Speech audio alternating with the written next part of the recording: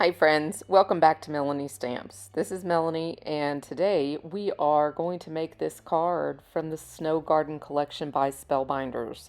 We are going to do a step-by-step tutorial on how to make the American Holly. Let's jump into it. Welcome back, guys. Today I'm excited to play with and introduce you to Susan Tierney Cockburn's Snow Garden Collection with Spellbinders. I was lucky enough to receive the entire collection from Spellbinders, and today we are going to focus on the American Holly. So we will be creating this today and creating a card with it and with the poinsettia that we made last week together. So I'm first going to show you the collection in its entirety so you do not miss out on that. And then we're gonna jump in and create. So this is the American Holly. It's got 3 dies. You've got the small branch, the larger branch, and then you've got some berries.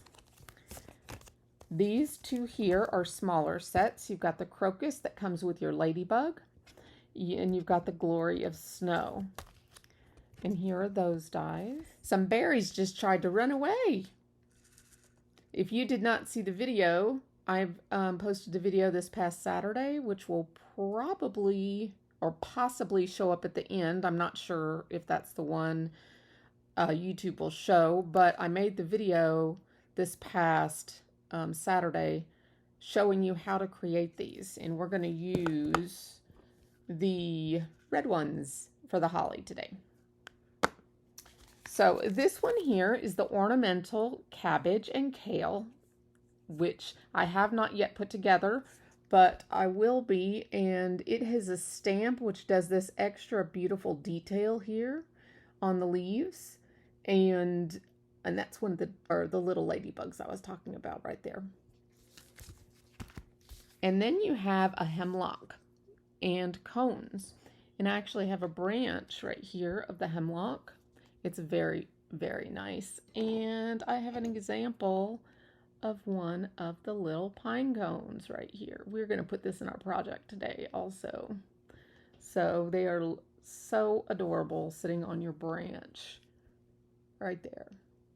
So super, super easy to make too. And I'll be showing that as well.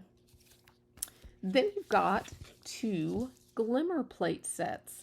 You have this sentiment set here, and it comes with 4 coordinating dies.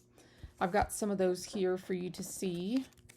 We've got the Merry Christmas, Believe, those little berries want to keep knocking around and being part of the show right there. You've got Season's Greetings, and then you've got this one here. It says, May you be surrounded by all the things that bring Christmas cheer. So those are your glimmer sentiments. And I foiled these with the Satin Metallic Variety Pack of foil. They're really pretty. And then this one here is a really pretty one that has pine cones, the larger ones, and the American Holly with the berries and a pine branch. And I've got it foiled here in copper. This one I think we are going to end up coloring with Copics. So be watching for that as well in the future. So that one turned out really pretty. So for today's inspiration, I am using a color palette. And this is from Sarah Renee Clark's Color Cube #1. I don't know if you're familiar with Sarah Renee Clark, but she has 2 color cubes, and they are filled with color inspiration. So I went out on a limb and went in a totally different color variation for this card based on this color palette. So that's the direction we're going today. And that is a close-up of the holly finished. We're going to be doing that right now. And excuse my hands, they are dirty from inking and creating all of this. So I apologize for that. Okay, so we're going to start by inking our die cuts. And I'm going to start, let's start with emerald green. I'm going to get my ink blender and we're going to ink these up. I'm going to do the small branch since I already have the large branch for demonstration purposes. So I'm going to do a light coating. You know how I like to start light. So I'm going to start light with this and we'll get brighter as we go. I'm going to also do the back. Yes, I remembered this time. For those that might have seen my poinsettia video. I totally forgot. I went to shape them, turned them over, and they were totally not colored on the back. Whoops. Not holding on tight there. Okay. And then I'm going to use the library green to get that rich color.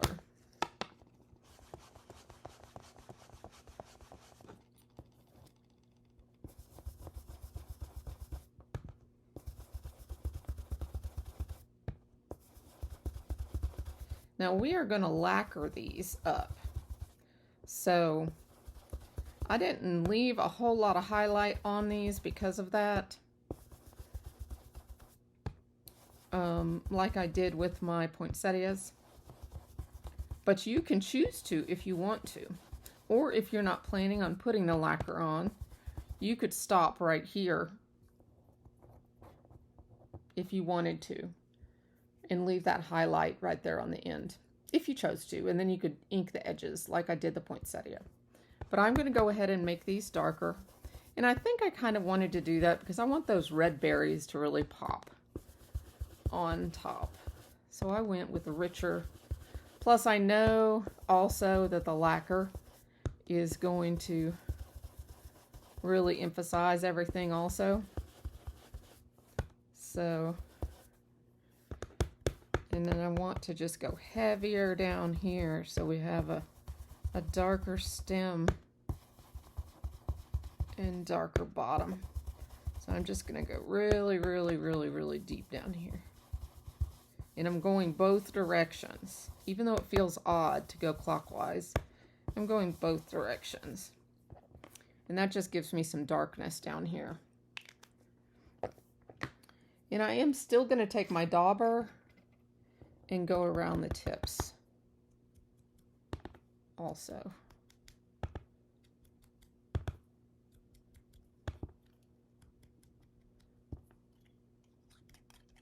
Like so. It's all the little tiny details.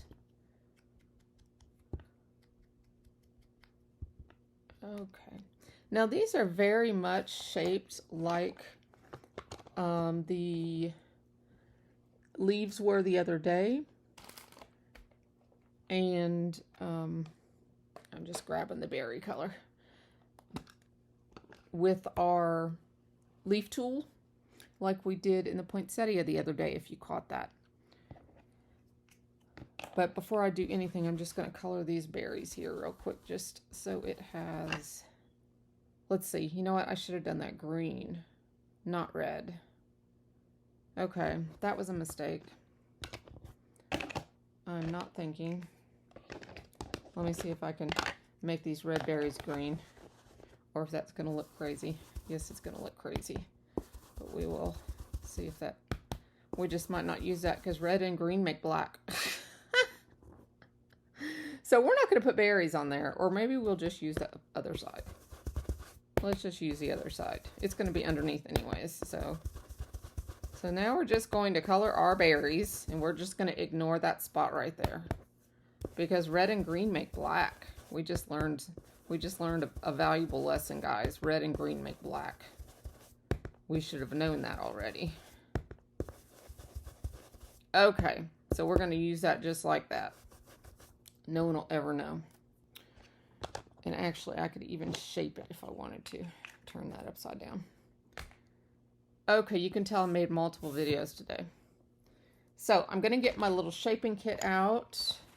This is Susan's actual shaping kit that Spellbinders sells. I'm going to get my leaf tool. We've got our tool-in-one. I'm going to need my reverse tweezers. And if we get to the hemlock, I will need those. And I'm not sure if I'll use those or not, but I will get them out. Okay. So we're going to turn these right side down. And using our leaf tool, we're going to start at the tip and come straight down the center of our leaf.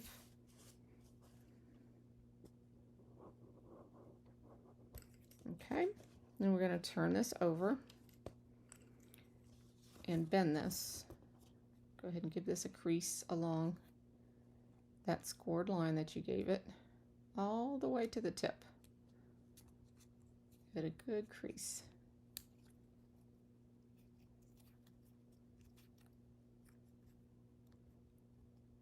Okay, now open it back and put it back on your mat. And you're going to do lines for your veins, but you don't want to cross your scored line that's going up and down. Just go right almost up to it and just put lines on either side. And these are straight lines, relatively straight anyways. I'll hold it up to the camera here in just a second and show you.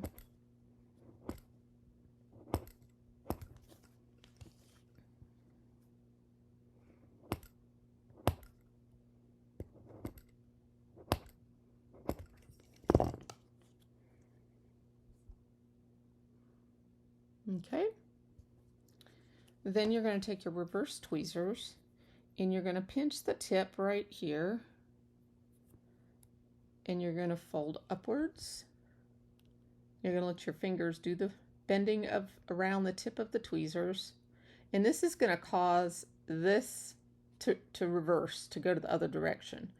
But it's also going to cause your point of the leaf to where you can grab it and make it really pointy because it's sharp on the end.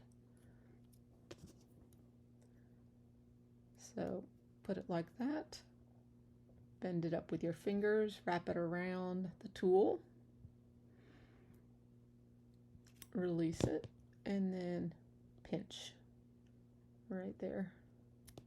And you got that little point.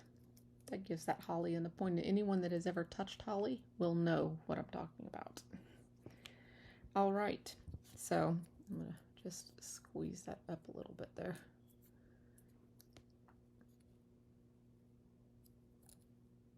Okay, now for our, so that it can be drying, I'm going to go ahead and glaze it. Now I'm using glaze and glue from Spellbinders. And I'm going to grab my paintbrush. What did I do with my paintbrush? I know it's here.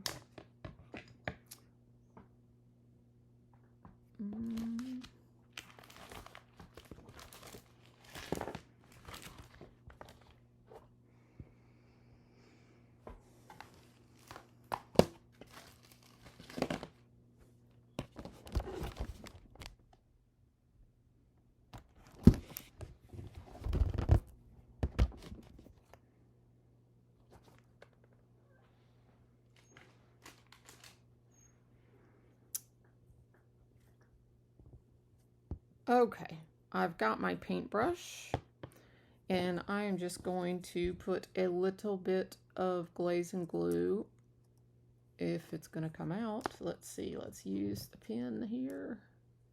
Yeah, it just needs a little pen action. And we'll put a little bit of this on here. Use the paintbrush and spread it around. And I was using this on another project with Heartfelt Creations on one of my previous videos about a week ago. And I showed you to put it on an acrylic block. If you watch that video, I wouldn't put it on an acrylic block. Because if you're anything like me, you will forget that it's on the acrylic block. Ask me how I know. And that acrylic block now has some clear, solid glazing gel on it. And a paintbrush that is hard as a rock. So note to self, don't do what I did. And wash your tools right after you use them. So, yeah, Miss Melanie goes through a lot of paintbrushes. I don't buy the real expensive ones for that reason. Yes, I'm telling on myself again. Okay, this stuff dries really quickly. So I'm going to just leave that while we do the berries and let that dry. Okay.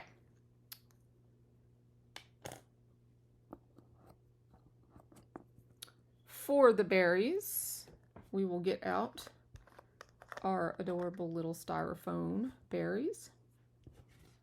Put my leaf pad aside. We will get our glue. And we're just going to dot on some of our glue here. Turning that over was a great save, wasn't it? I think it was. Because no one will ever know. Okay, use your precision tweezers. And you guys may already have some of these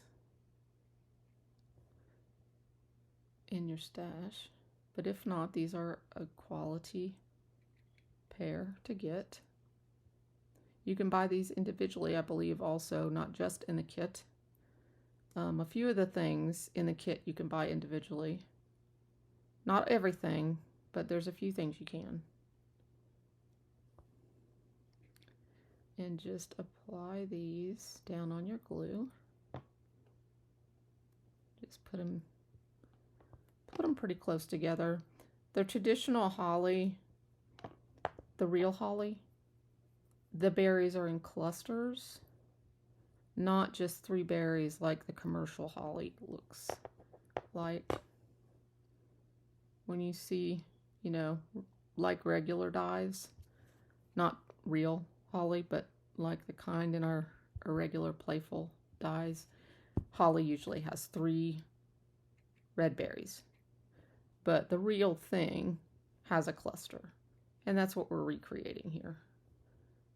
And the cluster is usually up the stem in the center.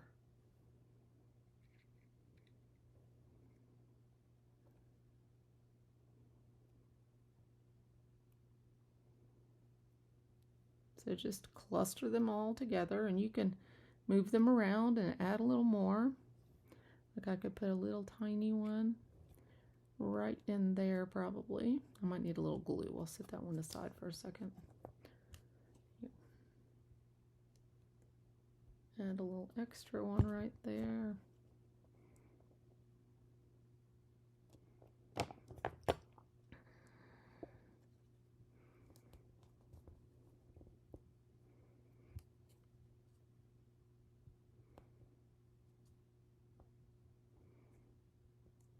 Okay, just a couple more, and our berries are done too.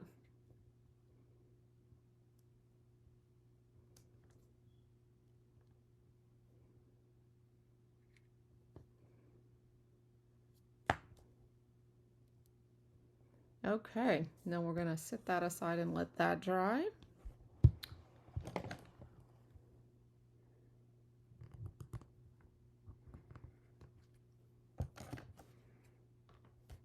See, they're very clingy, but when you're using them with the tweezers, not a problem.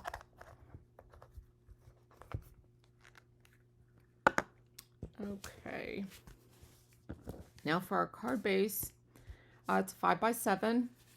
Here again, I'm going with our color scheme. Everything was devoted around our color scheme. This is a foil plate, not by Susan, but by Spellbinders. Let me get that for you so you know which one it is. It is a plaid tidings background foil plate. And it foils like a dream. No overfoiling, underfoiling. It really foiled nicely. I foiled it, I think, 3 separate times with 3 different foils. Every time came out perfect. So I was really pleased with that one. So I'm going to, let's see, which of these do I want to pop up? I think I'm going to pop up this one. So we will get some foam. I just recently purchased the Spellbinders shears. I purchased them myself. I kept seeing different influencers with them, and Spellbinders did not send them to me, so I thought, well, people are really saying they're high quality, and I wanted to see for myself, so I went ahead and got them, and the small ones. Here's the little small ones. I was surprised how tiny they were, to be honest with you. And I am pleasantly surprised. The influencers have not led us astray, let me tell you. They are fab. Fab, fab, fab. They're Teflon coated, and they cut like a dream. These ones are so incredibly sharp. They are, I mean, they are so sharp. But they're the tiniest little blade I think I've ever seen in full-size scissors. But, I mean, compared to Susan's, it just shows you a little difference there. They're shorter. Both of them are very high quality. But these have the Teflon, and these are, you know, good for fussy cutting and your fine detail cutting. And the other ones are good for if you have adhesive. But it saves these from not getting gunked up with adhesive. Okay, we're going to put this down. Like so. Now this right here is from my stash. This was a panel from an old Stampin' Up! Lattice background, and then I put a piece of just regular cardstock behind it. So here again, use your stash, guys. It's just something I thought was pretty. It went with the color palette. I brought this color in here using it, and that's the way I've been going, trying to use up some of my stuff.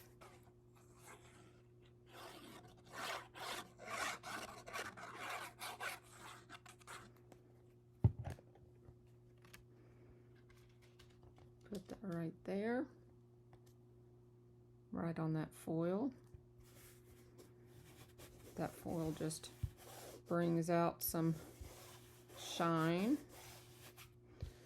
Then we're going to put our poinsettia down. I don't think I have a favorite between them. I think they both are beautiful.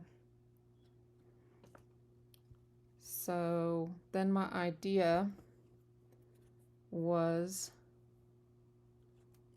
so this is what I was thinking, to go ahead and attach this here with our holly